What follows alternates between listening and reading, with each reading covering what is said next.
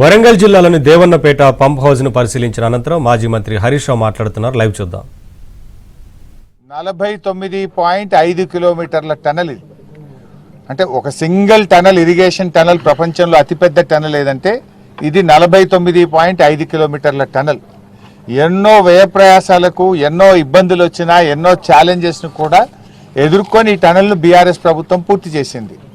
And ఇక్కడ ఉన్న pump house ఏదైతే ఉందో ఇది ఇండియాలో కాదు ప్రపంచంలోనే లోతైనటువంటి పంప్ హౌస్. 155 మీటర్ల లోతైనటువంటి పంప్ హౌస్, 25 మీటర్స్ డయా షాఫ్ట్ తోని 155 మీటర్ల లోతైన పంప్ హౌస్. ఇవన్నీ కూడా బీఆర్ఎస్ హయాంలోనే పూర్తి చేశాం.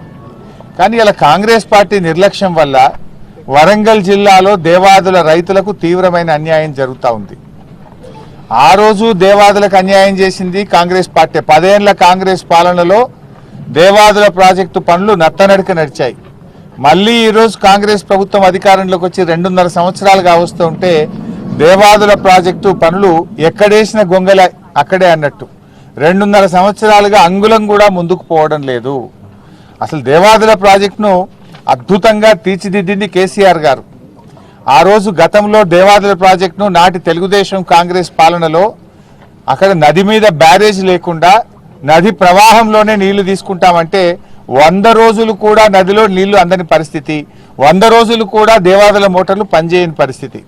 కానీ కేసీఆర్ గారు బాగా ఆలోచించి సమ్మక్క బ్యారేజీని కట్టిన తర్వాత సంవత్సరంలో 365 రోజులు దేవాదుల నుంచి నీళ్లు తీసుకునే విధంగా బీఆర్ఎస్ ప్రభుత్వం పనిచేసింది. ఇలా సమ్మక్క బ్యారేజ్ కట్టడం వల్లనే 365 రోజులు దేవాదుల పంపింగ్ చేసుకునే అవకాశం వచ్చింది.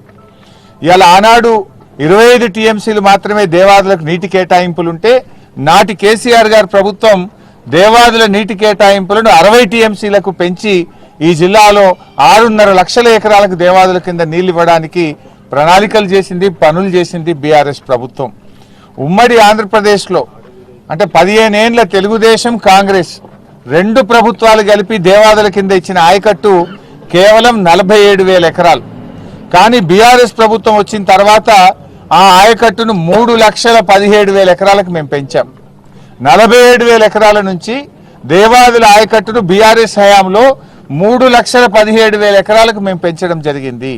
మరి 2.5 ఏళ్ళైంది కాంగ్రెస్ గవర్నమెంట్ వచ్చి, ఒక్క ఎకరానికి అదనంగా నీళ్ళు ఇచ్చిండ్రా? ఉన్న మోటార్లు కూడా మీకు నడపచేతనైతే లేదు. పోయిన సంవత్సరం మీ అందరికీ తెలుసు బీఆర్ఎస్ పోరాటం చేసింది.